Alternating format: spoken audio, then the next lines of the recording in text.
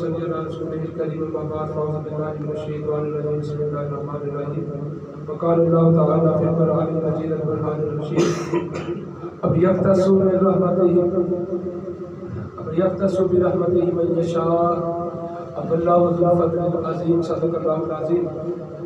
سورہ آل عمران کی آیہ مبارکہ 74 اللہ رب العزت ارشاد فرماتا ہے کہ وہ اپنی رحمت سے جسے چاہتا ہے خاص فرما لیتا ہے، اپنی رحمت سے جسے چاہتا ہے خاص فرما لیتا ہے۔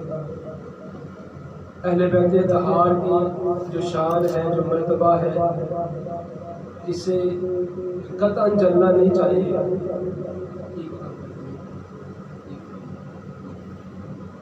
اسے چلنا نہیں چاہیے، کیونکہ اللہ رب العزت ارشاد فرما رہا ہے کہ وہ جسے چاہتا ہے پسند کر لیتا ہے، چن لیتا ہے اپنے فضل کے لیے۔ اور اس کائنات میں حضور علیہ السلام کی ذات کے بعد جو سب سے بڑا فضل ہے وہ اہل بیت کا گھرانہ ہے۔ سبحان اللہ، اہل بیت کا گھرانہ اور پھر حضور کے صحابہ کا گھرانہ۔ اب مسئلہ یہ پیش آ رہا ہے، امت پریشان یہاں پہ ہو رہی ہے، جب آپ کمپیریزن کرتے ہیں تو پریشانی آتی ہے، تقابل کریں گے پریشانی آئے گی۔ ایک طرف آپ اہل بیت کو رکھ لیتے ہیں، دوسری طرف صحابہ کو رکھ لیتے ہیں تو پریشانی آتی ہے۔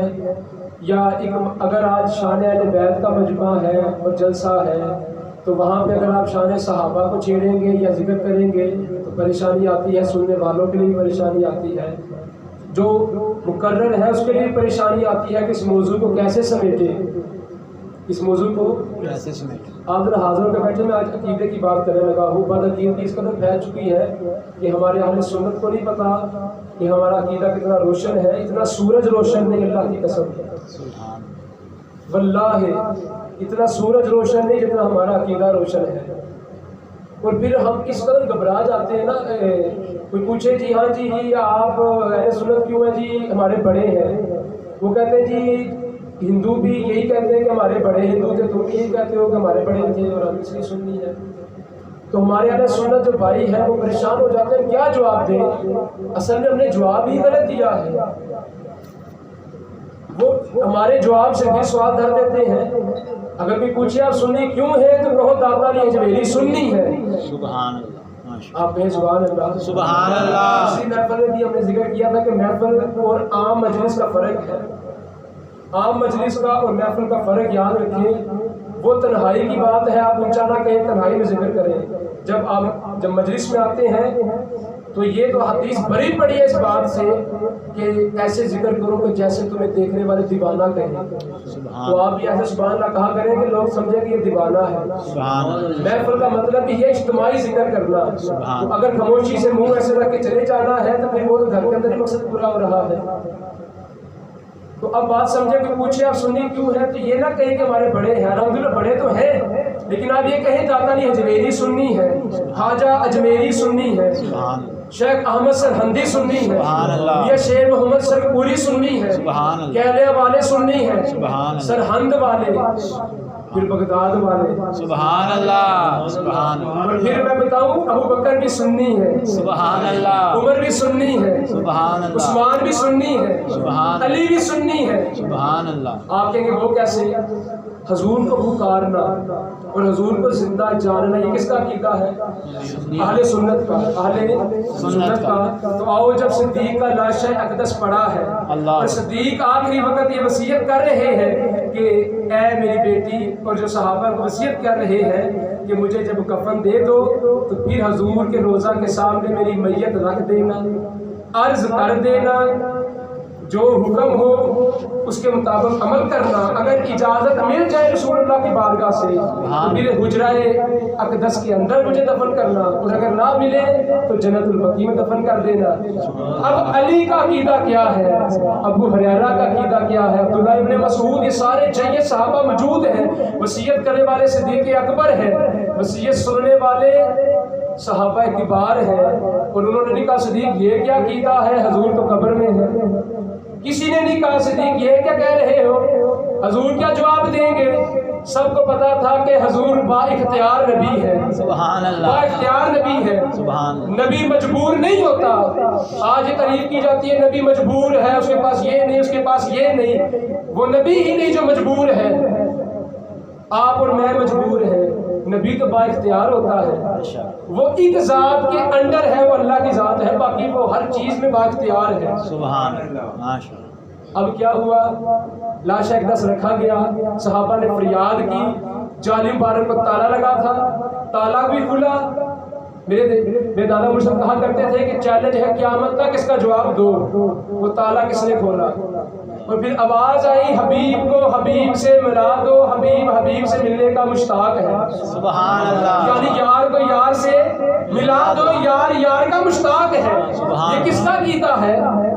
یہ صحابہ کا عقیدہ ہے، سبحان اللہ، یہ صحابہ کا عقیدہ ہے۔ سبحان اور آپ کو پتہ ہے امام زین العابدین رضی اللہ تعالیٰ عنہ واقعہ جو یہ ہم کربلا سنتے ہیں تو عقیدہ بھی لو نا، کربلا والوں کا عقیدہ کیا ہے؟ جب آپ کو بیڑیاں پہنا کر اونٹ کے اوپر باندھا گیا اور بیڑیاں ایک بندہ ویسے ہی کہہ دو، اس کے پاس ہتھیار بھی نہ ہو، تو اس امت نے کیا ظلم کیا اس سادات پہ کہ پتہ ہے جا بھی کہیں نہیں سکتے، پیچھے فوج بھی نہیں کہ فوج آ جائے گی، تو پھر بھی اس پاک امام کو پیچھے ہاتھ باندھ کے بیڑیاں پہنا دی گئی ہو، اور پتہ بھی ہے کہیں جا نہیں سکتے، اور بخار اس قدر ہو کہ بار بار غشی کھا کے اونٹ سے نیچے گرتے ہو۔ اس امام کا عقیدہ کیا ہے؟ پیر نصیر الدین نصیر رحمۃ اللہ تعالیٰ فرماتے ہیں کہ بیت الحزن جہاں پہ امام زین العابدین نے 60 سال یا جتنی زندگی گزاری ہے، ساری وہ اتنی سی جگہ کہ ایک آدمی عبادت کر سکتا ہے مصلی بچھا کر، بس وہ امام ساری زندگی روتے رہے اس یہ بیت الحزن کے اندر، اور وہ 14 میل کے فاصلے پر ہے، وہ 14 میل کے فاصلے پر ہے مدینہ پاک سے۔ وہ عربی کا شعر تو مجھے نہیں آتا، اس کا ترجمہ سن لیں۔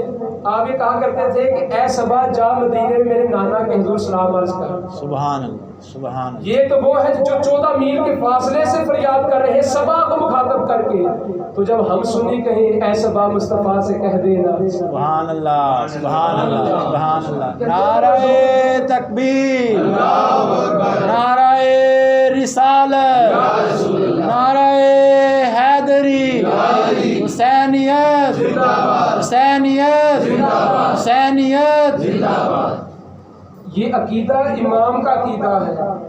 تو ہم بھی یہی کہتے ہیں صبا مصطفیٰ، پھر آگے سب کہتے ہیں کہ تم کہتے ہو حضور ہر جگہ ہے، تو ہر جگہ ہے تو پھر صبا کو کیوں کہہ رہے ہو؟ اگر ہم پہ سوال کرنے سے پہلے امام سے پوچھو، جب امام کا یہ عقیدہ ہے، امام کی سنت ہے، ہم یہ کہتے رہیں گے۔ اور مولانا عبدالرحمن جامی نے بھی یہی کہا، آپ نے بھی یہی کہا کہ اے باد صبا یہ میرا سلام حضور کی بارگاہ میں عرض کر۔ عبدالرحمن جامی کا بھی یہی عقیدہ ہے۔ اور پھر جب آپ کو اونٹ پہ باندھا گیا اس وقت بھی آپ ایک شعر پڑھ رہے تھے، اور وہ شعر کا مطلب تھا کہ اے اللہ کے رسول میری جان متوجہ ہو، میں بیڑیوں میں جکڑا ہوں۔ حوالہ میرے پاس شعر کا حوالہ موجود ہے، اگر کسی کو چاہیے ہو تو آپ مجھ سے WhatsApp میں رابطہ کریں، آپ کو پتہ لگے یہ عقیدہ کیا ہے۔ وہ کربلا سے فریاد دیں تو مدینے والے سنتے ہیں، سبحان تو ہم یہاں سے فریاد دیں وہ کیوں نہیں سنتے؟ سبحان اللہ، یہ کربلا در حقیقت یہ صرف عقیدہ نہیں، یہ صرف محبت نہیں بلکہ یہ عقیدہ بھی ہے، یہ کربلا عقیدہ بھی ہے۔ انہوں نے تو فریاد بھی دی ہے، سب کچھ کیا ہے، اور آپ اور میں آج فریاد اگر حضور کی بارگاہ میں یا رسول اللہ انظر حالنا کہتے ہیں تو کہتے ہیں کہ حضور کو کیوں فریاد دے رہے ہو؟ اور یہ جب کہتے ہیں یا رسول اللہ انظر حالنا یا حبیب اللہ اسمع قالنا اننی فی بحر غم مغرق خذ یدی ساحلا اشکالنا، یہ سیدنا شیخ عبد القادر جیلانی کا شعر ہے۔ سبحان اللہ، آپ اس طرح فریاد کیا کرتے تھے حضور کی بارگاہ میں اپنے نانا جان کے حضور۔ سبحان اللہ، تو سبحان کس مستند اولیاء کا علماء کا آپ کو حوالہ پیش کروں کہ جنہوں نے حضور کو فریاد دی ہے، حضور سنتے ہیں؟ کیوں نہیں سنتے؟ انہوں نے نہیں سننا تو ابو جہل سنے گا، اتبا سنے گا، شیبہ سنے گا؟ سمجھو تو صحیح یار، اگر وہ محبوب خدا نہیں سنے گا امت کی فریاد تو نمرود سنے گا، فرعون سنے گا۔ اتنا غلط عقیدہ ہے کہ محبوب نہیں سن سکتا۔ اور ابو جہل کو، اتبا کو، شیبہ کو جب آپ نے کنویں میں پھینکا میرے حضور کے صحابہ نے، تو حضور کہہ رہے تھے کفار دیکھو تمہارا انجام کیا ہوا، میں جو کہہ رہا تھا وہ سچ تھا۔ تو حضرت عمر فاروق نے کہا یا رسول اللہ کیا آپ جو کہتے ہیں یہ سنتے ہیں؟ فرمایا عمر یہ تم سے زیادہ سنتے ہیں۔ عقیدہ یاد رکھیں، مردہ آپ سے زیادہ سنتا ہے، اس کی سماعت کی رفتار آپ سے زیادہ بڑھ جاتی ہے۔ یہ اور بات ہے کہ اس کا دیا ہوا جواب آپ نہیں سن پاتے۔ حدیث پاک میں آتا ہے کہ جو قبر والے جن کو عذاب دیا جاتا ہے نا، ان کی چیخ و پکار اگر جن و انس سن لیں تو تمام ہلاک ہو جائیں۔ ان کی فریاد تمام مخلوق سنتی ہے، صرف جنات پر اور انسانوں پر ان کی چیخ و پکار کو روک دیا گیا ہے۔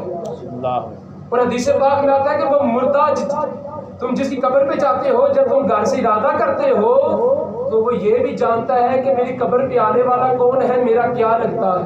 سبحان اللہ۔ اور آپ کے پیروں کی آہٹ 1 میل کے فاصلے سے وہ سن لیتا ہے۔ ایک ادنا سا امتی حضور کا اور گناہ گار ہو، یہ نہیں کہا کہ نیک ہوگا پھر سنے گا، چاہے وہ شرابی مرا ہو، اس کو بھی طاقت دی جاتی ہے کہ 1 میل سے آنے والے کے جو پاؤں کی رفتار ہے آہٹ کو سنتا ہے۔ میرے حضور فرماتے ہیں چیونٹی جب اس کی قبر کے اوپر سے گزرتی ہے تو وہ میل ہے، فیمیل ہے، وہ نر ہے یا مادہ۔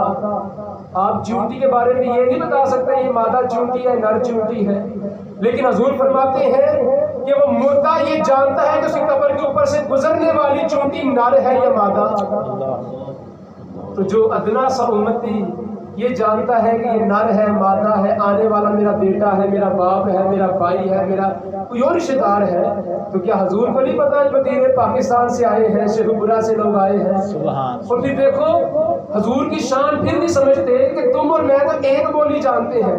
حضور جانتے عربی تھے، بولتے عربی تھے نا، مگر ہر زبان والا وہاں فریاد کرتا ہے اور ہر کسی کی فریاد سنی جا رہی ہے۔ سبحان اللہ۔ یہ کہتے ہیں حضور کو دوار کے پیچھے کا علم نہیں۔ ظالموں، جس نبی نے عربی صرف بولی ہو، جو عرب کے اندر آپ کی جلوہ فرمائی ہو، آپ کی پیدائش ہو، تو ہونا تو یہ چاہیے صرف عربی والوں کی زبان سنتے، لیکن کوئی نہیں یہ کہہ سکتا مدینے جائیں اور پھر جب آپ آگے آدمان میں کھڑے ہو تو حضور کو نہیں پتا آپ کیا کہہ رہے ہیں، بلکہ مدینے جاتا ہی ہوا جس کا یہ عقیدہ ہے کہ حضور سن رہے ہیں۔ سبحان اللہ۔ یہ عقیدہ جاتا ہے۔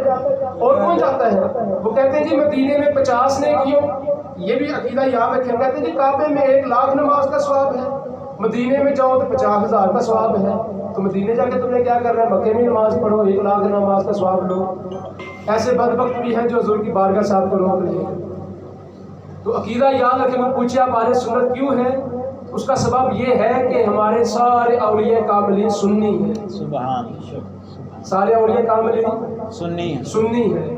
یہ فتنہ وہابیت کی تاریخ اگر آپ پڑھیں نا تو فتنہ وہابیت اور یہ جو سارے فرقے جو اب پیدا ہو رہے ہیں، یہ تو 1857 سے پہلے کچھ دیر پہلے کی بات ہے جب یہ پیدا ہوئے ہیں، اور آج یہ امت کو انہوں نے تقسیم کر دیا ہے۔ وہ سنتے نہیں، وہ یہ نہیں کرتے۔ اب میں بات اس طرف لے کر آتا ہوں۔ اسی طریقے سے کوئی بھی دعویٰ کرتا ہے اہل بیت کی محبت کا، آپ اس کو سمجھتے ہیں ٹھیک ہے، چاہے اس کا عقیدہ کچھ بھی ہو۔ یاد رکھیں عقیدہ ماں ہے، اگر عقیدہ درست نہیں، اس کا ایک بندہ حسین پاک کو مانتا ہے لیکن اس کا عقیدہ ہی درست نہیں جو حسین کا عقیدہ ہونا چاہیے، تو پھر آپ اس کے پیچھے چل پڑے۔ یہ کڑے پہننا، یہ داغے باندھنا، یہ حسین پاک کا عقیدہ نہیں ہے۔ حضور نے منع فرمایا لوہا پہننے سے۔ اسی طریقے سے یہ جو آج ہمیں شو کرتے ہیں کہ ہم حسین کرتے ہیں اور ہم ہی حسینی ہیں، تو آؤ ان کے بارے میں چند باتیں کر کے ان سے کیسے بچیں، ان کے عقائد آپ کے سامنے میں رکھنے لگا ہوں۔ اس کے بعد آپ فیصلہ کریں کہ ان کی مجلس میں جانا ہے یا اپنے آپ کو خراب کرنا ہے، وہ ہمارا اپنا فیصلہ ہے۔ مولا علی کرم اللہ تعالیٰ وجہ کریم کے دور کے اندر نبی پاک نے حدیث فرمائی ہے 2 گروہ تمہاری وجہ سے دوزخ میں جائیں گے، ایک وہ جو تم سے عقیدت اس قدر کریں کہ تمہیں حد سے انتہا تک لے جائیں، انتہا سے بھی آگے خدا تک، اور ایک وہ گروہ جو تم سے بغض میں انتہا کریں۔ یہ دونوں گروہ جہنم میں جائیں گے، اور وہ گروہ جو متوسط تم سے دنیاوی محبت رکھے گا وہ جنت میں جائے گا۔ اور یہ مولا علی کے دور میں ہی روافض آ چکے تھے۔ اب حضور شیخ عبد القادر جیلانی رضی اللہ تعالیٰ عنہ کی کتاب ہے بنیت الطالبین، اس کتاب کا حوالہ اس کتاب سے جتنی باتیں میں کر رہا ہوں اس کتاب کے اندر یہ حوالہ جات ہے، یہ میں نے وہاں سے لیے ہیں۔ بنیاد طالبین کے اندر سید عبد القادر جیلانی رضی اللہ عنہ فرماتے ہیں کہ رافضیوں کی 3 اقسام ہیں۔ آپ کو تو یہ پتہ ہی نہیں کہ شیعہ بھی کتنے قسم کے ہیں، ان کی مجلسیں کس قسم کی ہیں، ان کے عقائد کس قسم کے ہیں، سن لیں، صرف 5-10 منٹ کے بعد مکمل کروں گا۔ 3 اقسام ہیں روافض کی۔ یہ لکھنے والا کون ہے؟ شیخ عبد القادر جیلانی۔ اس لیے شیعہ حضور سیدنا شیخ عبد القادر جیلانی کا انکار کرتے ہیں، آپ کو نہیں مانتے، کیونکہ آپ نے ان کے سارے عقائد لکھ دیے ہیں، ان کا پول تو آپ نے کھول دیا ہے۔ 3 ان کے اقسام ہے جو بیسک 3 ہے، اس کی آگے پھر کیٹیگریز ہے۔ پہلا ہے عالیہ، دوسرا گروہ ہے ان کا ازیدیہ، اور تیسرا ہے رافضہ۔ جو پہلا گروہ ہے عالیہ، اس کے اندر سے 12 فرقے ان کے اور نکلتے ہیں، یعنی 12 عقیدے اور ہیں، مختلف پھر تقسیم ہو گئی۔ پھر فرقہ زیدیہ، اس میں 6 فرقے اور نکلتے ہیں، اور پھر فرقہ رافضہ میں سے 14 فرقے نکلتے ہیں۔ یہ کتنے ہو گئے؟ کچھ جمع کر لیں، 14 جمع 6 20، اور 20 جمع 12 32 فرقے ہیں شیعوں کے اندر۔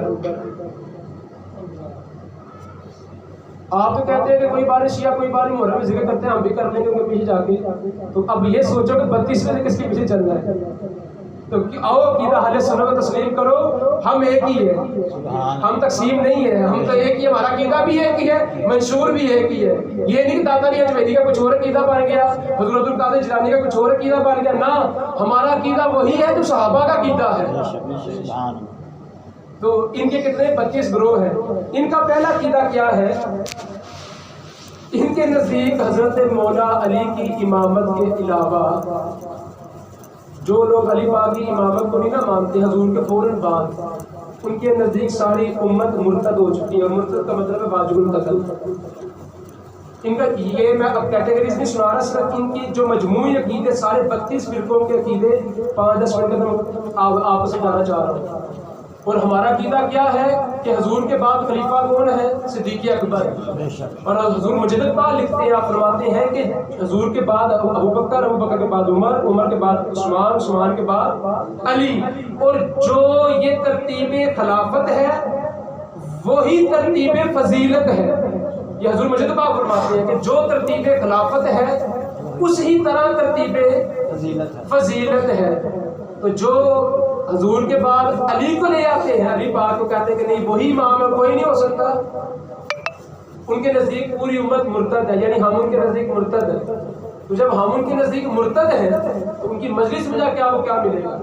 اور پھر ان کا اگلا عقیدہ کیا ہے کہ حضرت علی تمام نبیوں سے افضل ہے، تمام نبیوں سے افضل ہے۔ اہل سنت کا یہ عقیدہ نہیں ہے۔ نبی معصوم ہوتے ہیں، اور جو امت کے ولی ہیں یا اہل بیت کے طہار ہیں وہ محفوظ ہیں۔ عقیدہ یاد رکھیں، معصوم صرف نبی ہوتے ہیں جو خطا جن سے ہو ہی نہیں سکتی، اللہ نے ان کو معصوم کیا ہے، باقی سب کو محفوظ کیا ہے، یعنی ان سے گناہ ان سے بھی نہیں ہوگا، لیکن ان کے اوپر لفظ معصوم کا اطلاق نہیں کر سکتے۔ یہ ہے عقیدہ اہل سنت۔ اب تیسرا ان کا عقیدہ کیا ہے کہ مولا علی زمین میں دفن نہیں ہے، مولا علی زمین میں دفن نہیں ہے بلکہ وہ بادلوں میں ہے۔ مولا علی زمین میں دفن نہیں بلکہ وہ بادلوں میں ہے، اور اپنے دشمنوں سے جنگ کرتے ہیں بادلوں میں۔ یہ ایک جو فرقہ ان کا عقیدہ ہے۔ اور ہمارا عقیدہ کیا ہے کہ آپ قبر انور کے اندر رام فرما ہے۔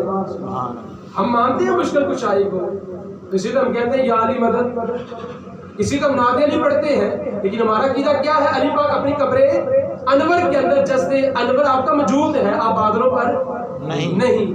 اور پھر ان کا عقیدہ کیا ہے کہ اللہ تعالیٰ انسانی صورت میں ہے۔ آپ شیعوں کو کبھی غور سے دیکھتے نہیں ہیں، یہ مولا علی کی انہوں نے تصویریں بنائی ہوئی ہیں، امام حسین پاک کی شبیہیں بنائی ہوئی ہیں۔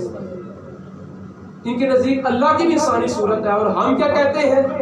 آؤ عقیدہ اہل سنت سنو، ہم کہتے ہیں کہ اللہ کونوں مکان سے پاک، اللہ پاک، اللہ جنون و جناح سے پاک۔ اور جب ہم یہ کہتے ہیں نا کہ اللہ پہلے آسمان پر نزول فرماتا ہے، تو ساتھ عقیدہ اہل سنت کے اندر یہ لفظ ہے کہ اپنی شان کے مطابق نزول فرماتا ہے۔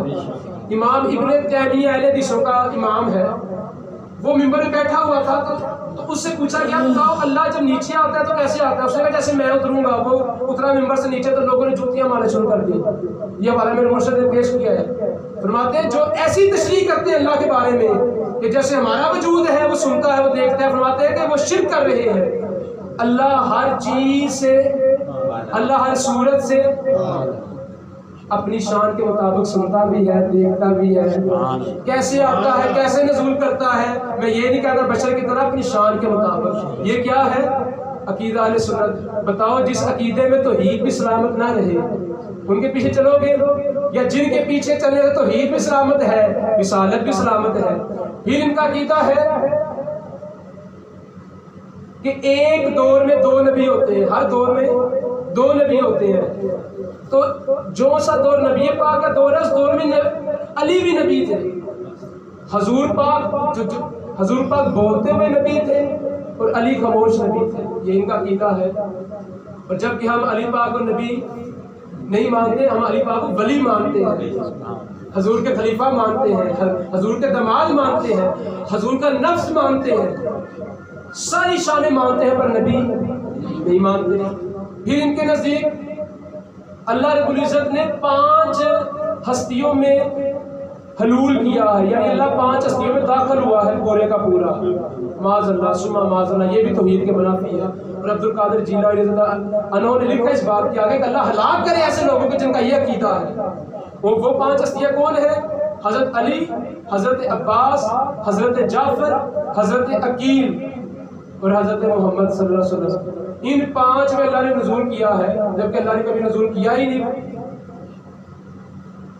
کہتے ہیں حلول کیا ہے، تو اللہ بشر ہے جو حلول کرے گا۔ پھر ان کا عقیدہ ہے کہ جبریل امین نے وحی علی پر لانی تھی، تو جبریل سے غلطی ہوئی اور وحی محمد پہ آ گئی، معاذ اللہ۔ صرف یہ باتیں میں اس لیے کر رہا ہوں کہ آپ کمپیریزن، آپ اس بات کو سمجھ سکیں کہ جو جن کے پیچھے آپ چل رہے ہیں، جن کے سٹیٹس آپ لگا رہے ہیں، اور مزے کی بات ہے کہ شیعوں کا جو ذاکر ہے، شیعوں کے عالم دین ہے،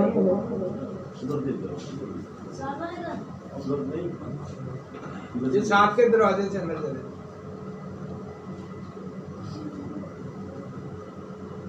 یہ خود اہل تشیع کے ایک عالم دین ہے، انہوں نے یہ بات جواد نبی صاحب نے کہی کہ امام حسین نے جب آخری وصیت کی زینب علیہ السلام کو، تو یہی کی تھی کہ اے میری بہن سینہ نہ پیٹنا، بال نہ نوچنا، اپنے چہرے پر تماچے نہ مارنا۔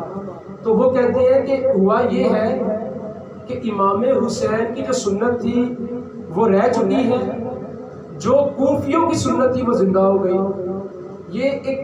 یہ میں نہیں کہہ رہا، یہ ایک جو شیعہ عالم دین ہے وہ یہ بات کہہ رہے ہیں اپنی مجلس کے اندر کہ جو سنت حسین پاک کی تھی وہ رہ گئی، اور جو سنت اور جو طریقہ کوفیوں کا تھا وہ زندہ ہو گئی۔ یہ بیڑیاں پہننا یہ انہوں نے پہنائی تھی امام کو، آج لوگوں نے خود پہن لی۔ یہ ماتم کرنا کیا ہے، یہ انہوں نے کیا تھا بعد میں، وہ آج ہم کر رہے ہیں۔ تو اہل سنت کا عقیدہ کیا ہے کہ اہل بیت کی یاد میں آنسو کا آ جانا حق ہے، جائز ہے۔ اور حضرت ابو حنیفہ صوفی برکر رحمۃ اللہ تعالی یہ بات فرمایا کرتے تھے کہ حسین علیہ السلام کے جب آپ غم میں رونا غسل عصیاں ہے، یعنی حسین کے غم میں جب آپ روئیں گے تو آپ کے گناہ پاک ہوں گے، آپ گناہوں سے پاک ہوں گے۔ تو یہ جو رونا ہے اس سے منع نہیں ہے، ماتم سے منع ہے۔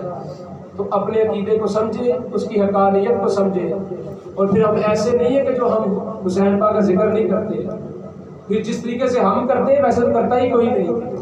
وہ صرف 10 دن ہم سارا سال حسین حسین کرتے ہیں۔ یہ جو اذان ہے نا یہ بھی حسینی اذان ہے، یہ جو کلمہ پڑھتے ہیں یہ بھی تو حسینی کلمہ ہے۔ الحمدللہ جو نماز حسین نے پڑھی وہ نماز آج بھی ہماری مساجد میں جاری ہے۔